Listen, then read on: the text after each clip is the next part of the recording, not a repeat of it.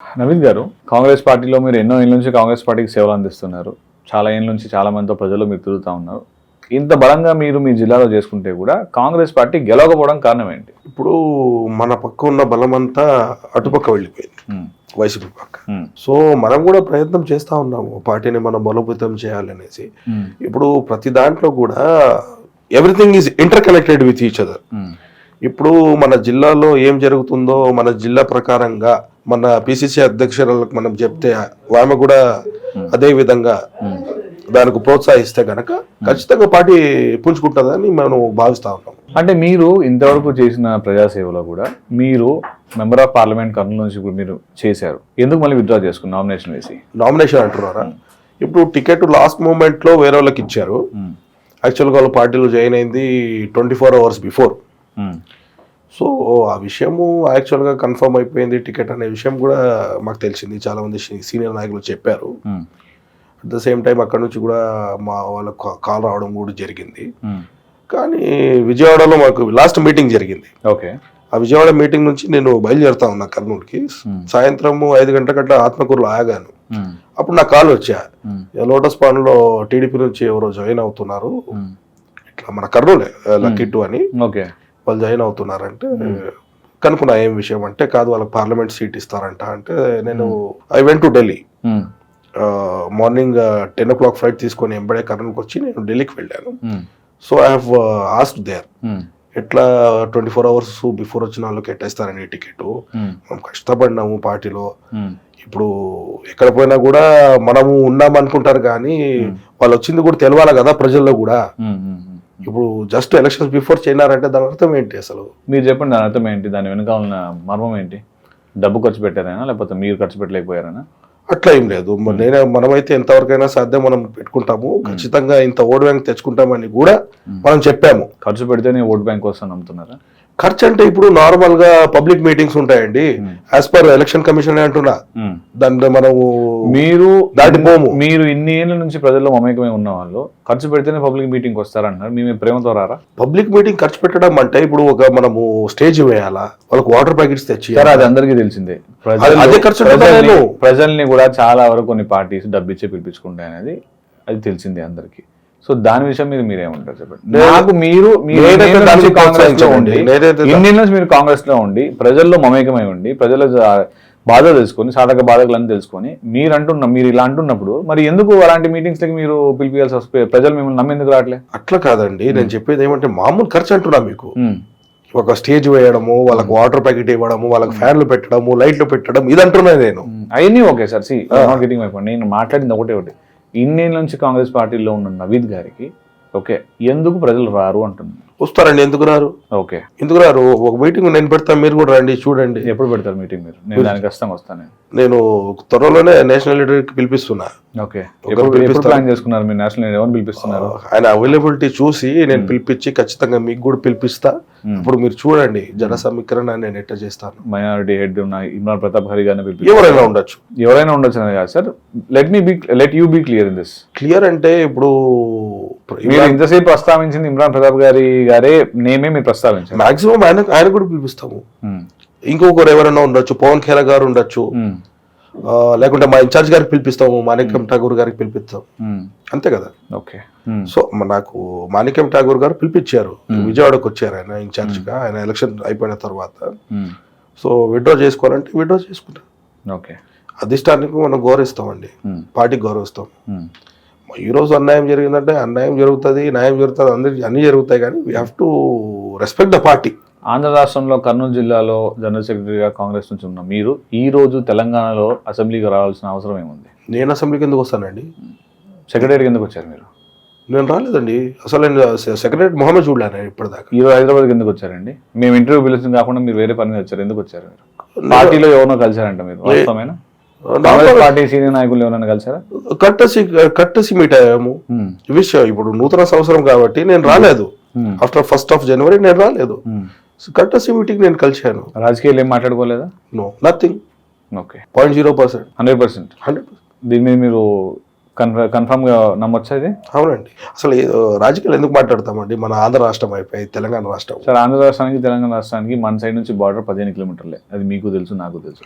సత్సంబంధాలు అందరికీ ఉంటాయి కాంగ్రెస్ పార్టీ గురించి. ఎందుకంటే అధ్యక్షురాలు షర్మిలమ్మ గారు కాబట్టి మీరు మీ అవసరాలకి అక్కడికి తిరగవచ్చు, ఎవరి అవసరాలు వారు తిరుగుతూ ఉండొచ్చు. అది నేను దాని విషయం నేను అడిగానండి. నార్మల్ గా కట్టేసుకోవాలండి, అందరు కలుస్తూ ఉంటాము. ఇప్పుడు లాస్ట్ టైం వచ్చినప్పుడు మన హైదరాబాద్ మన తెలంగాణ వక్ఫ్ బోర్డ్ చైర్మన్ గారు వాళ్ళ ఇంట్లో పెళ్లి ఉంటే పెళ్లి అటెండ్ అయ్యాము. సన్నిహిత సంబంధాలు మీకు చాలా బాగున్నాయి. అయితే కట్టసి మీటింగ్ అంతా ఏం లేదు, రాజకీయాలు ఎటువంటివి ఉండవు. ఓకే. ఎందుకంటే రాజకీయాలు చేయడానికి ఇంకా టైం ఉంది, ఇంకా 4 సంవత్సరాలు ఉన్నాయి దగ్గర ఎలక్షన్స్ కు. సో మీరు అప్పుడు ఎమ్మెల్యేగా పోటీ చేస్తే మీరు గెలుస్తారు అనుకుంటున్నారా? పార్టీ నాకు నమ్ముకొని సార్, పార్టీ కాన్ఫిడెన్స్ గా మీకు టికెట్ ఇచ్చినా ఇవ్వకపోయినా మీరు గెలుస్తా నమ్మకంతో మీరు ఉన్నారు. ఎందుకంటే మీరు చేసిన ప్రజల్లో సేవ అది నేను చాలా విన్నాను, మీరు కూడా చెప్తున్నారు. ఇచ్చినా ఇవ్వకపోయినా మీరు గెలుస్తారా? ఇచ్చినా ఇవ్వకపోయినా అంటే కాంగ్రెస్ పార్టీ ఇస్తే ఖచ్చితంగా పోటీ చేస్తాం, దాంట్లో ఎటువంటి మొహమాట లేదు. మీరు మళ్ళీ అదే మాట. ఐఎమ్ ఆస్కింగ్ యూ, టికెట్ ఇచ్చినా ఇవ్వకపోయినా మీ స్టామినా గురించి నేను మాట్లాడుతున్నా. ప్రయత్నం చేస్తామండి. లైవ్ లో ఒకరికి కాల్ చేసి తెలుసుకుందామండి. చేసుకోండి. సుధాకర్ బాబు గారికి చేయండి. మీరు కాల్ చేస్తున్న వ్యక్తి చాలా బిజీ ఉన్నట్టున్నానండి ఈయన. మళ్ళీ మాట్లాడుతున్నా ఈయనతోటి. ఆంధ్ర రాష్ట్రంలో కర్నూలు జిల్లాలో ఒకవేళ రేపొద్దున మీ పార్టీ కనుమరుగు అయిపోతే దానిపై మీరేం మాట్లాడతారు? ఏమండి, మీ కాంగ్రెస్ పార్టీ అనేది జాడ లేకుండా పోతే ఏం చేస్తారు? మీరు పార్టీ మారే ఛాన్స్ ఉందా? నో, ఎప్పుడు కూడా పార్టీ మారాలి. సార్, మళ్ళీ అడుగుతున్నాను, రాబోయే రోజుల్లో కాంగ్రెస్ పార్టీ జాడ లేకుండా పోతే మీరు పార్టీ మారే ఛాన్స్ ఉందా? యాజ్ అ రాజకీయ నాయకులుగా అడుగుతున్నాను. లేదు. దానికి మీరు ఏం చేస్తారు? రాజకీయాలు వదిలేస్తారా? వదులు. 100%? యూర్ ఆన్ రికార్డ్ చెప్తున్నా. 100% అండి. 100%. దీని మీద మీరు ఎప్పుడైనా కూడా ఈ వీడియో యూట్యూబ్ లో ఉంటది కాబట్టి మనం ఉండేది కాంగ్రెస్ పార్టీలోనే ఉంటాము, వేరే పార్టీకి మనం పోము. ఒకవేళ అట్లాంటి పరిస్థితి వస్తే రాజకీయాల్లో వదులుకుంటాము, ఏదో వ్యాపారం చేసుకుంటాం అంతే.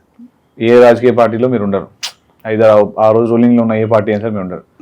మీరు చాలా మంచి నాయకులు సయ్యద్ నవీద్ గారు, మీరు మా పార్టీకి వచ్చి సేవలు చేసి అందిస్తే చాలా బాగుంటుందంటే కూడా అప్పుడు మీలో ఉన్న చిన్న రాజకీయ నాయకుల లక్షణం మళ్ళీ బయటకు వస్తే మీరు రాగలరా? వస్తారా? మాకు ఎక్కడి నుంచి పిలుపు వచ్చినా కూడా వాళ్ళ గౌరవిస్తాము, కానీ పార్టీ ఎటువంటి పరిస్థితుల్లో గౌరవిస్తాము అన్నది వేరు. మీరు మీరు మీరు మళ్ళీ ఇలా మాట్లాడకండి సార్. గౌరవిస్తానంటే రేపు నా ఫ్రెండ్ కాబట్టి నేను వెళ్తా అనే మాట మీరు మాట్లాడచ్చు. కాదు, గౌరవిస్తామంటే మనం రెస్పెక్ట్ ఇస్తాం అంతే. రెస్పెక్ట్ ఇచ్చి రేపొద్దు నేను రెస్పెక్ట్ ఇచ్చాను, వాళ్ళని ఆహ్వానించాను, నేను మర్యాదతో వెళ్ళానని కూడా మాట్లాడాను. 100%. ఫైన్, థ్యాంక్ యూ అండి. ఇంకా చాలా టైం ఉందండి రాజకీయాలు చేసుకోవాలంటే మనము. ఓకే. సో కాంగ్రెస్ పార్టీలోనే ఉంటాము ఖచ్చితంగా. కాంగ్రెస్ పార్టీ ఆంధ్రప్రదేశ్ రాష్ట్రంలో కూడా అధికారంలో వస్తుందని మనం అనుకుంటున్నాము. సో వచ్చే రోజులో మన షర్మిలమ్మ గారు కూడా సీఎం అవుతే మాకు కూడా సంతోషం అండి. సార్, ఇన్ని సీట్లు గెలిచిన టీడీపీ, వైసీపీ 11 సీట్లు వచ్చిందని మీకు అందరికీ తెలిసిందే. ఎలా మళ్ళీ కాంగ్రెస్ పుంజుకొని గెలుస్తుందని మీరు అనుకుంటున్నారు? ఖచ్చితంగా ప్రజల్లో వైసీపీ పార్టీ వీళ్ళతో విలీనం అయ్యింది. ఇప్పుడు మీకు ఒక చిన్న ఉదాహరణ చెప్తా, ఎగ్జాంపుల్ చెప్పండి. చంద్రబాబు నాయుడు గారు సూపర్ 6 పథకాలని చెప్పారు ఎలక్షన్స్ లో. మహిళలకు బస్సు ఫ్రీ ఇస్తా అన్నారు. ఈ రోజు దాకా దానికి అమలు చేయలే. దగ్గర సంవత్సరం అవుతా ఉంది. మన తెలంగాణ రాష్ట్రంలో రేవంత్ రెడ్డి గారు అధికారంలో వచ్చిన మరుసటి రోజే దానికి అమలు చేశారు. సో ఎక్కడైనా కానీ ఏ రాష్ట్రంలో అయినా కానీ కాంగ్రెస్ పార్టీతోనే ప్రజల చైతన్యం జరుగుతుందని నేను భావిస్తా ఉన్నా. ప్రజల్లో చైతన్యం కాంగ్రెస్ పార్టీ ద్వారానే జరుగుతుందా? ఇంకే పార్టీ ప్రజల్లో చైతన్యం రాదంటారా? అంతే కదా. మొన్న గెలిచిన టీడీపీ గురించి ఏమంటారు మీరు? ఇప్పుడు వాళ్ళు ఏదేదో చెప్పారు. ఒకరికొకరు 18,000, 4 పిల్లలు ఉంటే ఒక్కొక్క పిల్లలకి అందరికి 18,000 ఇస్తా అన్నారు. ఏడిస్తున్నారండి. ఇప్పుడు ఫర్ ఎగ్జాంపుల్ ఒక మాట చెప్తా మీకు.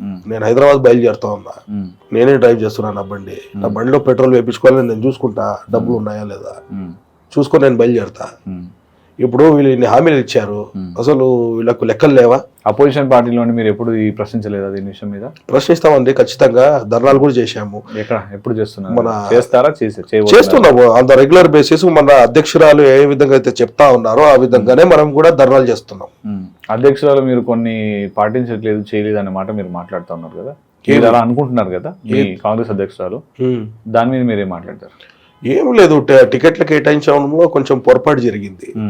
సో పొరపాటు అనేది వాస్తవంగా అది కూడా నేను చెప్పాను మీకు. ఆల్ ఆఫ్ సడన్ గా ప్రెసిడెంట్ అయ్యారు, with in the short period of time elections వచ్చాయి కాబట్టి చేయలేకపోయినారు.